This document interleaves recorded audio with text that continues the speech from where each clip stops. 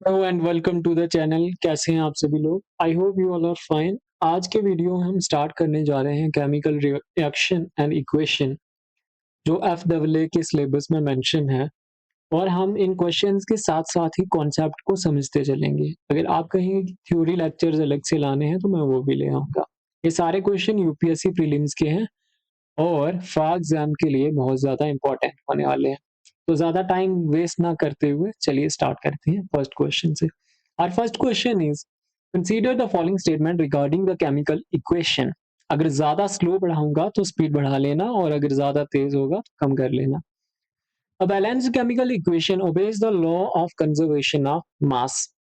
एक स्टेटमेंट कह रहा है कि बैलेंस केमिकल इक्वेशन क्या करती है कि ओबे करती है law of conservation of mass को। बट इससे पहले आपको पता होना चाहिए कि केमिकल रिएक्शन क्या होता है। केमिकल रिएक्शन वो प्रोसेस होता है जहां पे एक सब्सटेंस, एक या दो सब्सटेंस जिनको हम कहेंगे रिएक्टेंट रिएक्टेंट कहेंगे, उनमें कुछ चेंजेस होंगे जिससे वो एक न्यू सब्सटेंस को बना देंगे जिसको हम कहेंगे प्रोडक्ट।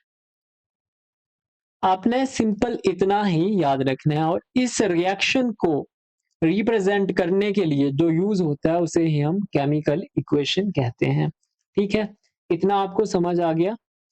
जैसे अगर मैं यहाँ पे एग्जांपल लूं, हाइड्रोजन प्लस ऑक्सीजन हमें वाटर दे रहा है। तो यहाँ पे दो केमिकल सब्सटेंसेस आपस में मिलके कुछ बना रहे हैं जो कि है वाटर, यानी कि वाटर हो जाएगा हमारा प्रोडक्ट और ये हो जाएंगे हमारे रिएक्टेंट। और रिएक्टेंट को हम यूजुअली लेफ्ट हैंड साइड पे रखते हैं और प्रोडक्ट को राइट हैंड साइड पे रखा जाता है।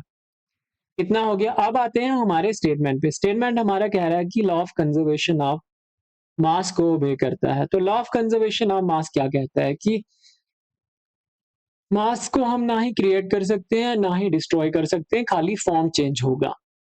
तो देखिए, मैं फिर से एग्जांपल लेता हूं। हाइड्रोजन और ऑक्सीजन है, ये मिलके क्या बना रहे हैं? वाटर बना रहे हैं। यहाँ पे हाइड्रोजन के दो एटम हैं, यहाँ पे ऑक्सीजन के दो एटम हैं और यहाँ पे देखिए कितने हैं? दो एटम हाइड्रोजन के हैं पर एक ही एटम ऑक्सीजन का है, यानी कि ये हमारी बैलेंस्ड इक्वेशन नहीं है। इसको बैलेंस करने के लिए यहाँ पे मैंने 2 लगा दिया और यहाँ पे भी 2 लगा दिया। अब बराबर हो गए। यहाँ पे हाइड्रोजन हमारे 4 हैं, ऑक्सीजन 2 है, ऑक्सीजन 2 है, यहाँ पे हाइड्रोजन 4 है और ऑक्सीजन कितने हैं? 2 है हमारे। तो यानी कि 6 इधर हैं और 6 ही इधर हैं एटम। तो जितना मास इधर है हमारा उतना ही मास इधर है। अगर आपको इससे समझ नहीं आया तो मैं एक और तरीके से आपको बता सकता हूं। ठीक है, वो बात करेंगे हम किसकी फॉर्म में? मोल्स की फॉर्म में। आप देखो यहाँ पे थोड़ी जगह लेके यहाँ पे समझाता हूँ। हमें पता है कि जो हमारा हाइड्रोजन है इसका मास हम 1 ग्राम मानते हैं ऐसे। ठीक है, 1 ग्राम पर मोल मानते हैं। ऑक्सीजन जो है इसका 18 इसका होता है 16 और 16 और 16 अगर H2 है हमारा तो कितना हो जाएगा? 32। ये H2 थे तो इसका कितना हो जाएगा? 2 हो जाएगा। अब जब हमारा वाटर बन रहा है, इसमें क्या है? दो हाइड्रोजन है, एक ऑक्सीजन है। ऑक्सीजन का कितना होता है? 16 प्लस दो हाइड्रोजन 2 इज इक्वल टू 18। अब आओ आप रिएक्शन पे। यहाँ पे देखो आप कि इसका बैलेंस में देखना है ना हमने। तो बैलेंस्ड इक्वेशन में क्या हो रहा है कि हाइड्रोजन यहाँ पे कितने हैं? 4 हैं, तो इसका कितना हो जाएगा? 4। और यहाँ पे इसका होता है 16। मॉलिक्यूलर मास कितना होता है ऑक्सीजन का? 16। 16 टू जा कितना होगा? 32। तो टोटल यहाँ पे कितने ग्राम हो रहा है? 36 ग्राम पर मोल। वैसे ही वाटर का कितना था हमने यहाँ पे नीचे लिखा। वाटर का कितना है मॉलिक्यूलर मास? 18। तो यहाँ पे हम क्या करेंगे? 18 इंटू कितने?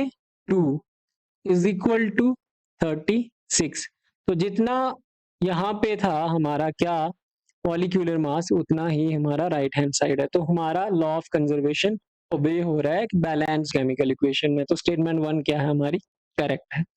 ठीक, उसके बाद आ जाओ। स्टेटमेंट 2 कह रहा है कि coefficient in a chemical equation represents the number of atom of each element।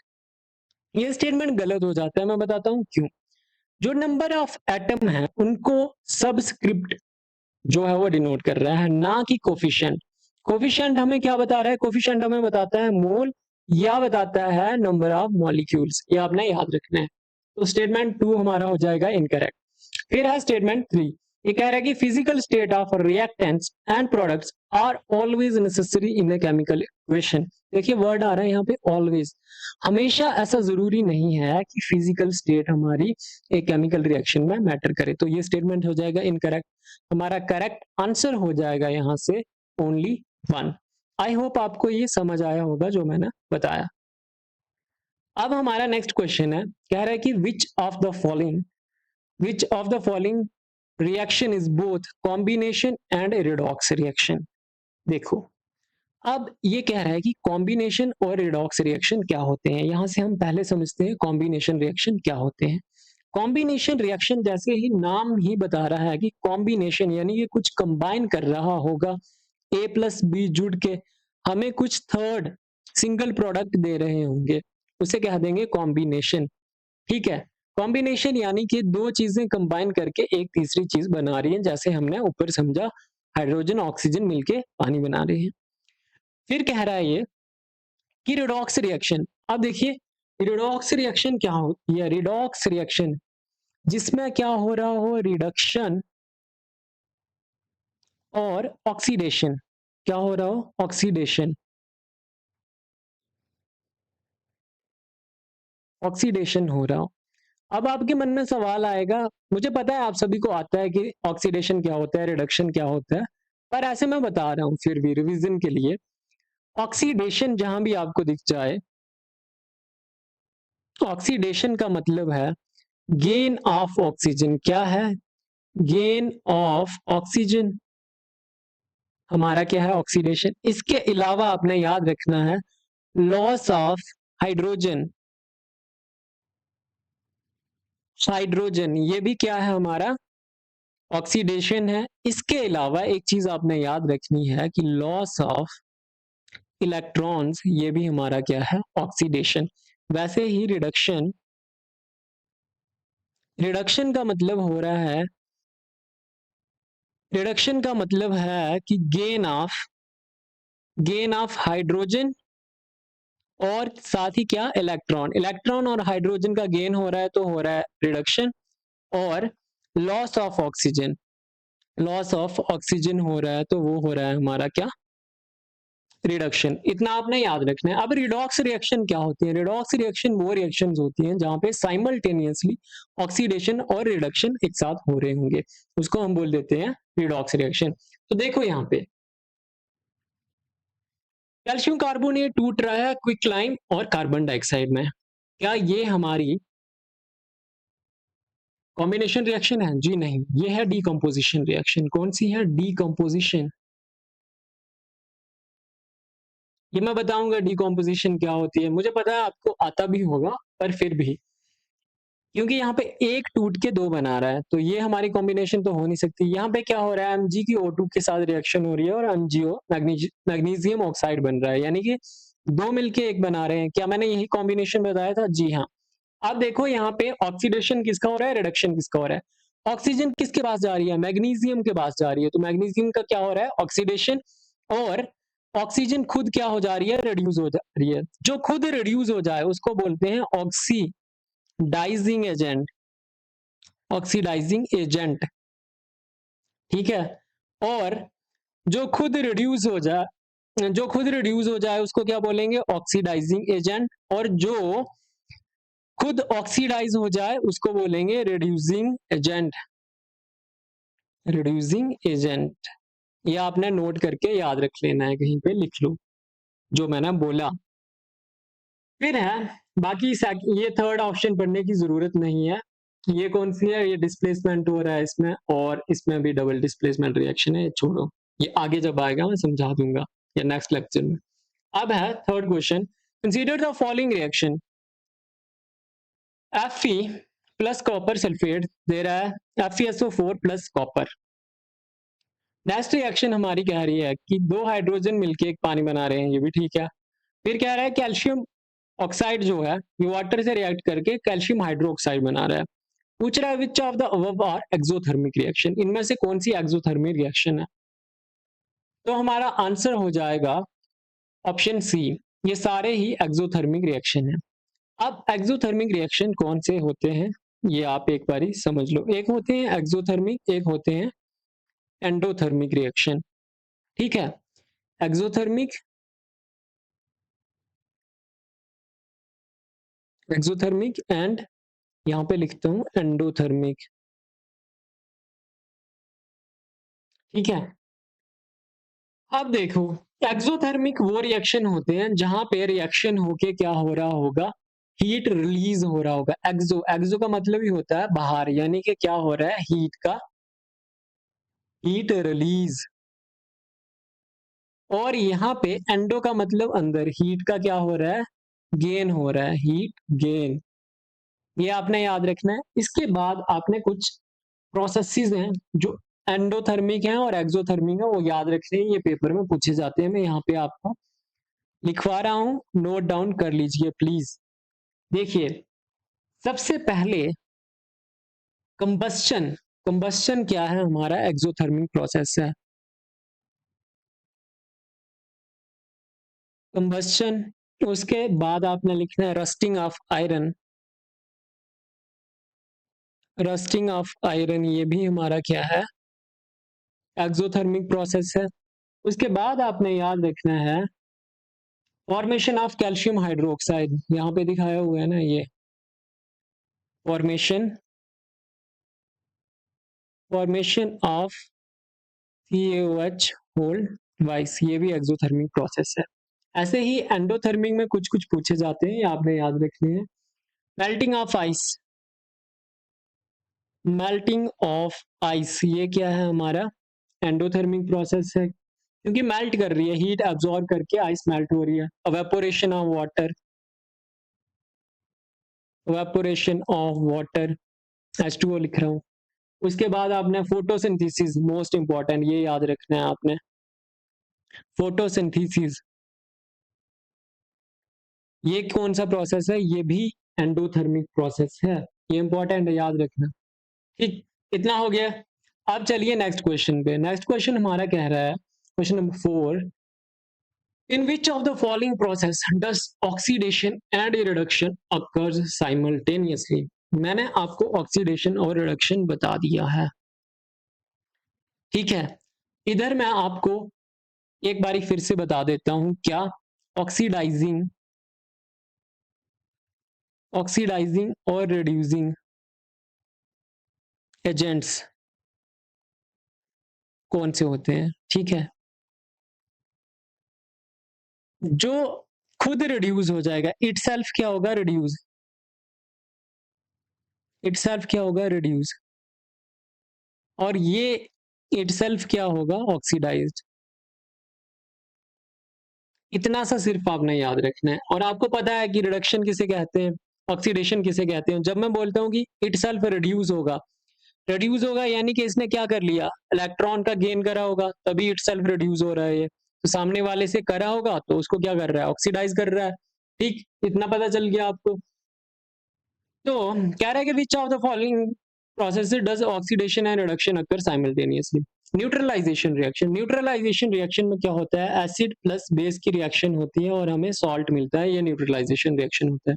फिर कह रहा है कि डिस्प्लेसमेंट रिएक्शन, डिस्प्लेसमेंट रिएक्शन जो होती हैं इनमें इलेक्ट्रॉन्स का ट्रांसफर हो रहा होता है, और इलेक्ट्रॉन के ट्रांसफर में कहीं ना कहीं ऑक्सीडेशन रिडक्शन आती है, तो इसी को हम कह देंगे, हमारा आंसर इसी को कह देंगे कि यहाँ पे ऑक्सीडेशन और रिडक्शन हो रही है। फिर कह रहा है प्रेसिपिटेशन रिएक्शन, प्रेसिपिटेशन में क्या होता है कि पीपीटीज की फॉर्मेशन, पीपीटी यानी कि प्रेसिपिटेट बनते हैं, सॉलिड सब्सटेंस बनता है। और डबल डिस्प्लेसमेंट रिएक्शन वो रिएक्शन होते हैं जहां पे क्या हो रहा होता है कि दो कंपाउंड साइमल्टेनियसली एक्सचेंज कर रहे होते हैं अपने आयंस को, ये लिख लो जो मैं बोल रहा हूँ, अपने आयंस को एक्सचेंज कर रहे होते हैं और एक दूसरे की जगह पे आ रहे थे, उनको डबल डिस्प्लेसमेंट बोलते हैं। नेक्स्ट लेक्चर में मैं और ज्यादा डिटेल में बता दूंगा, अगर आपको अभी समझ नहीं आ रहा है तो आप कमेंट कर देना। ठीक है, अगर अभी ज्यादा बताया तो एक तो बोरिंग हो जाएगा आपके लिए, वो क्वेश्चंस वाला नहीं रहेगा और बहुत लंबी वीडियो बन जाएगी। नेक्स्ट है which of the following statement correct about corrosion. ठीक है, कोरोजन आपको पता है, जैसे रस्टिंग ऑफ आयरन हो गया कोरोजन का एग्जाम। तो कह रहा है कि it is a physical change. क्या फिजिकल चेंज है? जी नहीं, पूरी तरह से फिजिकल चेंज नहीं है वो। It involves oxidation. ऑक्सीडेशन तो करता है। क्या ऑक्सीडेशन के साथ और कुछ भी करता है? रिडक्शन भी तो हो रही होगी किसी ना किसी की, है ना? तो ये ठीक नहीं हो सकती, अकेले नहीं कह सकते क्योंकि यहाँ पे वर्ड लगा है ओनली। फिर कह रहा है it is an electrochemical process. जी हाँ, हमारा आंसर यही है, ये इलेक्ट्रोकेमिकल प्रोसेस है। फिर ये कह रहा है कि it occurs only in dry condition. जी नहीं, मॉइस्ट कंडीशन चाहिए होती है, मॉइस्ट में रस्टिंग होती है। देखो अब क्या है, इलेक्ट्रोकेमिकल प्रोसेस कैसे है ये? इलेक्ट्रोकेमिकल प्रोसेस ये ऐसे है क्योंकि यहाँ पे जब भी वो हो रहा है, कोरोजन लग रहा है, जैसे ये आयरन है, तो क्या हो रहा है कि इलेक्ट्रॉन का ट्रांसफर हो रहा है।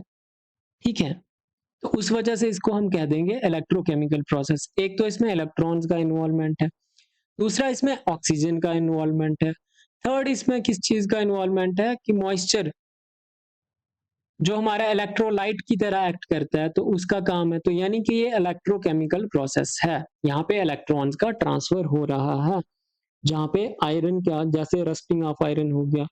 ठीक, फिर नेक्स्ट क्वेश्चन कह रहा है consider the following statements about rancidity. आप पूछ रहे हैं कि रेंसिडिटी क्या होती है। रेंसिडिटी एक हमारी ऑक्सीडेशन रिएक्शन है। इस प्रोसेस में क्या होता है कि हमारे फैट्स और ऑयल जो होते हैं वो सड़ जाते हैं, एक तरह से टूट जाते हैं, और वो एक गंदी स्मेल देते हैं, गंदा टेस्ट देते हैं। उसी प्रोसेस को हम क्या कहते हैं? रेंसिडिटी कहते हैं। मैं इधर लिख देता हूं कि process process of break down of fats and oil, fats and oil, उसी को बोलते हैं रेंसिडिटी। अब रेंसिडिटी से बचने के लिए हम किसका यूज करते हैं? क्योंकि ये क्या है, ऑक्सीडेशन रिएक्शन है।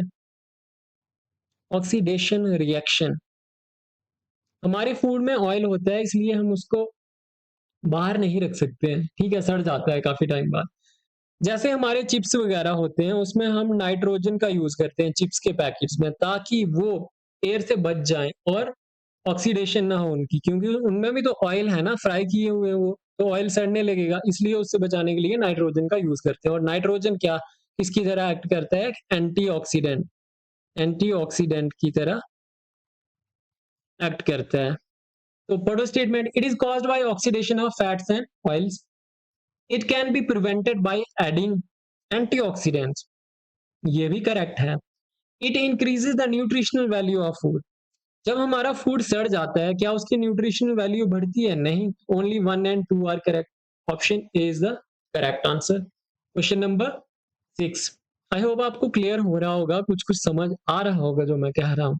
अगर किसी को लग रहा है कि ज्यादा एक्सप्लेन कर रहा है या अच्छे से नहीं कर रहा है, बोरिंग लग रहा है, तो आप स्किप करके सीधे आंसर्स पे जा सकते हो।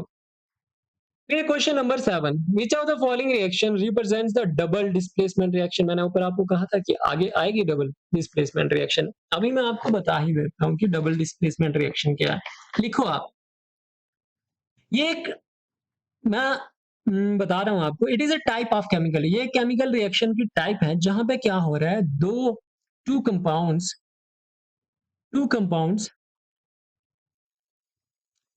सॉरी मैं थोड़ा अच्छा लिख नहीं पा रहा हूं। जहां पे क्या हो रहा है, टू कंपाउंड, शॉर्टकट लिख रहा हूं, दो कंपाउंड क्या कर रहे हैं, एक्सचेंज कर रहे हैं उनके आयंस, उसी को हम बोल रहे हैं डबल डिस्प्लेसमेंट रिएक्शन। ठीक है, इसी को हम समटाइम्स बोलते हैं, कभी कभी इसी रिएक्शन को बोल देते हैं precipitation reaction. Precipitation reaction, okay. जब इसका प्रोडक्ट देखो, अब इसको प्रेसिपिटेशन रिएक्शन कब बोलेंगे? प्रेसिपिटेशन रिएक्शन तब बोलेंगे जब इसका जो प्रोडक्ट की फॉर्मेशन होगी वो पानी में या सॉल्वेंट में इनसॉल्युबल हो जाएगा, तब इसको हम बोल देंगे प्रेसिपिटेशन रिएक्शन। तो डबल डिस्प्लेसमेंट रिएक्शन क्या है? जहां पे दो कंपाउंड अपने आयंस को एक्सचेंज कर रहे हैं, उसी को बोलते हैं डबल डिस्प्लेसमेंट रिएक्शन। समटाइम्स इसको हम क्या बोल देते हैं? प्रेसिपिटेशन रिएक्शन बोल देते हैं। प्रेसिपिटेशन रिएक्शन इसको कब बोलेंगे? जब यहाँ पे इसके जो प्रोडक्ट बनेंगे वो सॉल्युबल नहीं होंगे, सॉल्युबल नेचर के नहीं होंगे, तब इसको बोल देंगे हम प्रेसिपिटेशन रिएक्शन। अब देखो यहाँ पे एग्जाम्पल हमें पूछी हुई है कि इनमें से कौन सा हमारा प्रेसिपिटेशन रिएक्शन है, हमें बताना है। ओके, हाइड्रोजन की रिएक्शन हो रही है क्लोरीन के साथ और हमें प्रोडक्ट मिल रहा है HCl। क्या ये हमारी डबल डिस्प्लेसमेंट रिएक्शन है? नहीं, ये हमारी कॉम्बिनेशन रिएक्शन है। ठीक, उसके बाद कह रहा है कि BaCl2 का सोडियम सल्फेट से रिएक्शन हो रहा है तो बेरियम सल्फेट बन रहा है और NaCl बन रहा है। आपको ये डबल डिस्प्लेसमेंट लग रही है क्योंकि ये डबल डिस्प्लेसमेंट रिएक्शन है। देखो कैसे, यहाँ पे क्या हुआ कि Cl ने SO4 को करा रिप्लेस, ठीक है, और Cl ने मतलब इसने Cl ने इसको करा रिप्लेस, ठीक है, ये हो गया। तो हमें क्या मिला? बेरियम सल्फेट मिला यहाँ पे, प्लस जो था एक NaCl जो था इसके साथ कौन आ गया? क्लोरीन आ गया, तो हमें क्या मिल गया? NaCl मिल गया।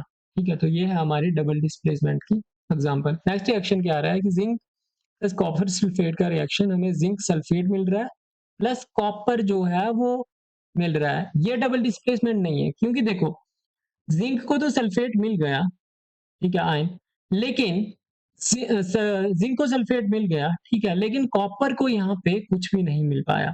उस वजह से क्या हो गया? ये हमारी डबल डिस्प्लेसमेंट की एग्जांपल नहीं है। एक बार मैं फिर से बता देता हूँ अगर समझ नहीं आया।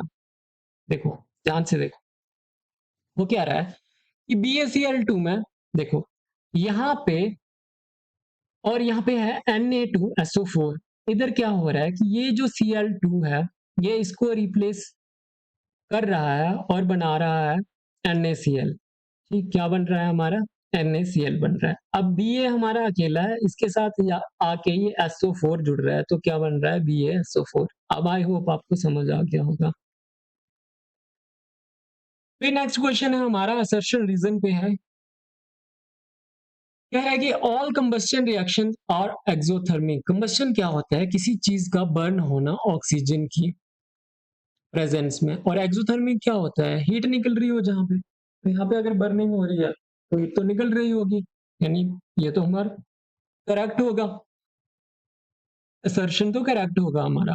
अब देखो reason, combustion involves a reaction with oxygen producing heat and light. ये भी तो सही है, ऑक्सीजन की प्रेजेंस में हो रहा है, ऑक्सीजन के साथ हो रहा है, एक ही बात है, तो यानी both are correct. Question number 9, question number 9 हमारा कह रहा है which of the following is an example of thermal decomposition.